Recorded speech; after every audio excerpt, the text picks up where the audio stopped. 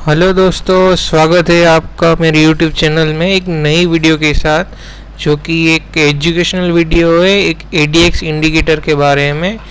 The average directional index इस indicator का full name है और इससे पैसे कैसे कमाए जाते हैं शेयर मार्केट में, ये आपको मैं बताता हूँ इस वीडियो में। तो ADX इंडिकेटर एक लैगिंग इंडिकेटर है जो ट्रेंड घटना होने के बाद जो बताता है वो ये ADX इंडिकेटर बताता है। तो इसको हम आगे जानते हैं कि क्या है ADX इंडिकेटर और क्या क्या इसके फ़ायदे हैं, क्या हमको ये मददरूप हो सकता है। तो सबसे पहले तो ADX इंडिकेटर वेल्स वेल्डर ने डेवलप किया है। इसको ट्रेंड स्ट्रेंथ इंडिकेटर इसका नाम पहले दिया था। तो ये इंडिकेटर एक ट्रेंड को मेज़र करता है और डिटरमाइन करता है कि इस ट्रेंड जो है पर्टिकुलर स्टॉक या इंडेक्स का वो स्ट्रॉन्ग है, वीक है, नॉन डायरेक्शनल है, या फिर अप है या फिर डाउन है।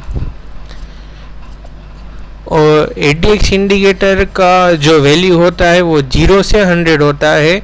जो हम इसको 0 से 20 की वैल्यू होती है तो इसको हम एप्शन और वीक ट्रेंड मांगते हैं।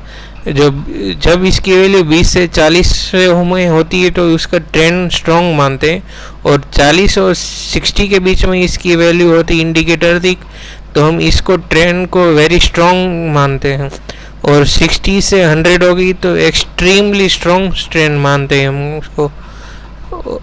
और जब ADX का 20 से नीचे होता है तो हम ये मानते के चलते हैं कि ट्रेंड वीक है या इधर एब्सेंस ऑफ ट्रेंड है, कोई ट्रेंड ही नहीं है उस स्टॉक में या उस इंडेक्स में।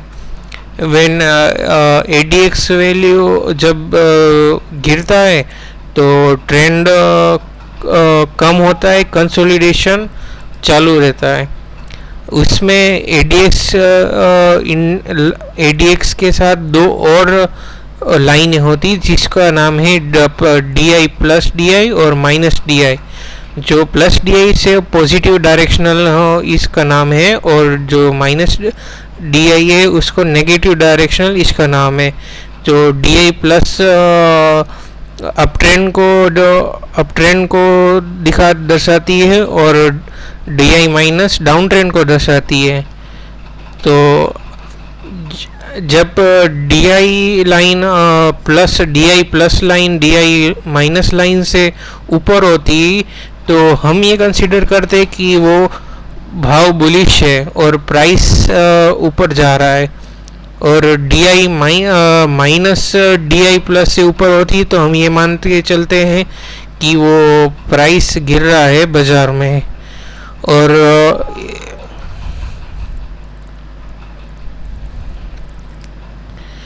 जब ADX line plus DI cross करती है माइनस DI को तो बाय सिग्नल जनरेट होता है, और माइनस DI प्लस DI के ऊपर जाती है तो सेल सिग्नल जनरेट होता है। तो आइए दोस्तों हम इसको चार्ट में देखते हैं कि प्रैक्टिकल लाइफ में हमको कैसे मदद रहता है ये। तो हम चार्ट खोल लिया है। तो यहाँ इंडिकेटर का कॉलम होता है सब ब्रोकर के सॉफ्टवेयर में। तो आप इसको यहाँ से एवरेज डायरेक्शनल इंडेक्स को क्लिक कर देता हूँ।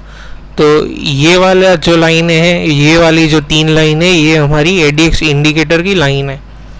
तो ये जो ब्लू वाली लाइन है ये ADX की लाइन है, और ये ग्रीन वाली लाइन है प्लस DI की लाइन है, और रेड वाली लाइन है माइनस DI की लाइन है। जो प्लस DI की लाइन है वो अप ट्रेंड को दर्शाती है, माइनस DI की लाइन है वो डाउन ट्रेंड को दर्शाती है।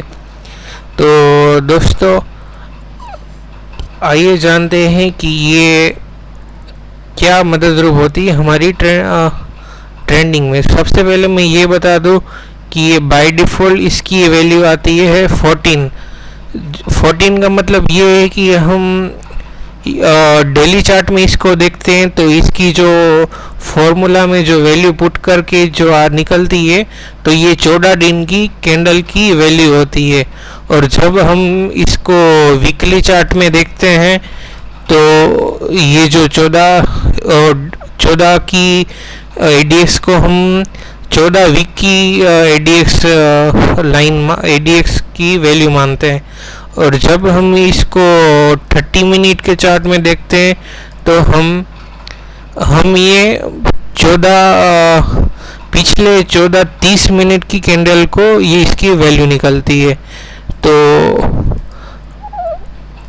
आइए हम इसका प्रैक्टिकल में यूज़ करते हैं। सबसे पहले तो मैं यहाँ पे 20 की लाइन में एक लाइन ड्रॉ कर देता हूँ ताकि हम सबको आसानी होए ट्रेंड देखने में यहाँ पे। और एक लाइन में 40 पे ड्रॉ करता हूँ। अब दोस्तों ये जब हम ये लाइन जैसे कि ये एडीएक्स लाइन यहाँ से ऊपर गई तो एक नया ट्रेंड चालू हुआ है।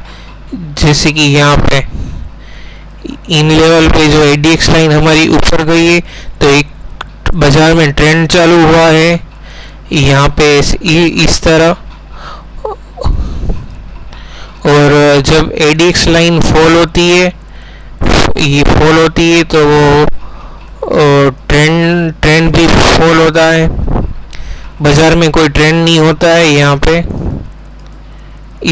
इन लेवल पे।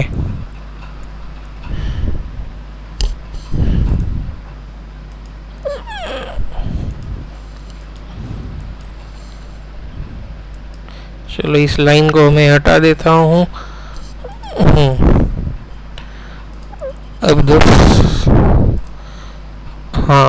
अब दोस्तों जैसे कि ये ग्रीन लाइन ये ग्रीन DI प्लस लाइन ने DI माइनस लाइन को क्रॉस किया तो इधर यहाँ बाय सिग्नल जनरेट हुआ है। और ये बाय सिग्नल हमारा पूरा ट्रेंड में चला है। अब जब यहाँ पे रेड लाइन ने DI माइनस लाइन ने DI प्लस लाइन को क्रॉस किया है तो यहाँ पे हमारा सेल सिग्नल जनरेट हुआ है। तो ये एक दूसरे की क्रॉसिंग से बाय और सेल सिग्नल जनरेट होते हैं इस इंडिकेटर से। और जब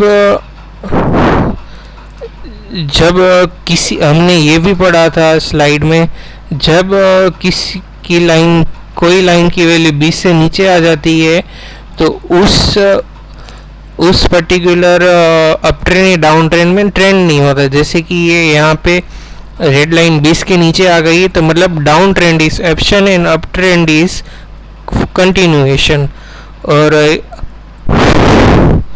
और यहाँ पे दोस्तों कि यहाँ पे 20 के DI प्लस की वैल्यू 20 से नीचे आ गई और रेड लाइन ऊपर आ गई है तो हम ये इधर ये मानते हैं कि up trend is absent and down trend is continuation. और ये एडीएक्स वैल्यू जब 20 से नीचे होते तो हम ये मान के चलते हैं कि बाजार में कंसोलिडेशन हो रहा है। एक यहाँ पे कंसोलिडेशन हुआ है, यहाँ पे भी। चलो मैं एक नीचे लाइन ड्रॉ कर देता हूँ ताकि आपको आसानी हो। देखो दोस्तों यहाँ पे 20 के नीचे तो इधर भी कंसोलिडेशन हुआ है।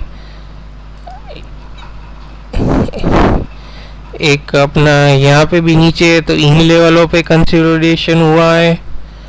और अभी जो लेटेस्ट यहाँ पे 20 से नीचे थे तो इन लेवल पे कंसोलिडेशन हुआ है। अब देखो दोस्तों यहाँ पे इस गिरावट में एडीएक्स की लाइन 20 से नीचे थी और अभी भी कुछ आजू बाजू हुए। और ये मान के चल सकते हैं कि हम ये जो गिरावट थी वो ट्रेंडिंग गिरावट नहीं थी, तो कहीं ना कहीं इसमें बाउंस ज़रूर आ सकता है। तो प्रैक्टिकली हम इसको अगर हमको कॉल लेना है तो जब भी ये रेड लाइन 20 से नीचे आ जाए तो हम यहाँ पे कॉल ले सकते हैं पर्टिकुलर स्टॉक या इंडेक्स में, जो कि हमको मुनाफा ज़्यादा दे सकता है। और जब भी ये यहाँ पे ग्रीन लाइन 20 से नीचे गई और रेड लाइन 20 से ऊपर गई तो हम यहाँ पे इन लेवल पे पुट बाय कर सकते हैं, जो कि इस इंडिकेटर से हमको इतना प्रॉफिट हो गया था। कितना पॉइंट मिला? 18,400 माइनस 17,700, कहीं ना कहीं इस इंडिकेटर से 500 पॉइंट हमको यहाँ भी मिल गए। अभी इधर देखो दोस्तों, यहाँ पे भी इंटरसेक्शन हुआ है और 20 के नीचे गई है और ये 20 से ऊपर गया है, तो यहाँ पे जिसने पॉइंट बाय किया होगा उसको बढ़िया मुनाफा कमाया है। अब हमको देखना ये है कि ये ADX लाइन 20 से ऊपर है तो ये ट्रेंड कंटिन्यूस आगे हो सकता है। अगर ये 20 से नीचे है तो कहीं ना कहीं ये टेम्पररी गिरावट है और ये ट्रेंड रिवर्सल दे सकता है। अभी दोस्तों मैं ये एक आपको बताने चाह रहा हूँ कि ये जो ADX में जो टेक्स्ट बुक में जो नहीं लिखा है मैं वो आपको बताता हूँ। अब टेक्स्ट बुक में देखो ये लिखा है कि ये ट्रेंड बताता है। अब टेक्स्ट बुक में ये नहीं लिखा है कि ये सपोर्ट रेजिस्टेंस भी हमको बताता है। वो कैसे? जब 14 दिन का वैल्यू 9 या उससे कम आ जाए तो वो ओवरसोल्ड हो जाता है। देखो जैसे कि यहाँ इतनी बड़ी तेजी मिली, ये 9 पे आ गया है तो ये कहीं ना कहीं ओवरबोट हो गया है, तो इन लेवल्स पे हमको एक गिरावट देखने को मिली। और यहाँ पे दोस्तों ये 9 पे आ गया था तो मतलब ये बाजार यहाँ पे ओवरसोल्ड हो गया था, तो इधर हमको आगे अप ट्रेंड मिला है। तो देखो दोस्तों, एक यहाँ पे भी हमको यहाँ पे इन लेवलों पे 9 की वैल्यू यहाँ पे आई थी, तो यहाँ से भी हमको अच्छा बाउंस बैक मिला है। तो कहीं ना कहीं ये जब भी 14 दिन की वैल्यू 9 पे आती है या तो उससे नीचे आती है तो उस डायरेक्शन में आपको ज़रूर बाउंस मिलेगा। अभी हम इसकी वैल्यू 14 दिन से 3 दिन दे सकते हैं दोस्तों। ये 3 दिन में भी आपको अच्छा काम देता है। देखो जैसे कि ये यहाँ पे 3 दिन में यहाँ पे 0 पे आ गया है तो ये बाउंस देता है। यहाँ से ये DI 0 पे आ गया तो यहाँ से ये ओवरबोट हो गया तो यहाँ से ये गिरा। यहाँ पे एक 0 पे आ गया तो यहाँ से एक बाउंस बैक दिया। तो जब भी कोई भी लाइन यहाँ पे माइनस DI प्लस या DI माइनस 0 पे छूटी है, 1 पे छूटी है, तो वहाँ से उसका बाउंस बैक जरूर आ सकता है। देखो यहाँ पे इस निफ्टी करंट में यहाँ पे 1 पे आ गया था तो आज जाके ये बाउंस बैक दिखा है। तो कहीं ना कहीं ये हमको कॉल या पुट बाय करने में बहुत ही मदद रूप है। ये 14 दिन में आप ये क्रॉस ओवर करके आप खेल सकते हो और सपोर्ट रेजिस्टेंस देख के भी खेल सकते हो। तो आशा करता हूँ मैं आपको ADX इंडिकेटर की महत्व ये बाजार में ज़रूर आपको समझ में आया होगा। तो चैनल को लाइक करें, सब्सक्राइब करें और बेल आइकन को दबाना ना भूलें। और आने वाले टाइम में मैं बहुत एजुकेशनल वीडियो लाऊंगा आपके लिए। तो जय हिंद।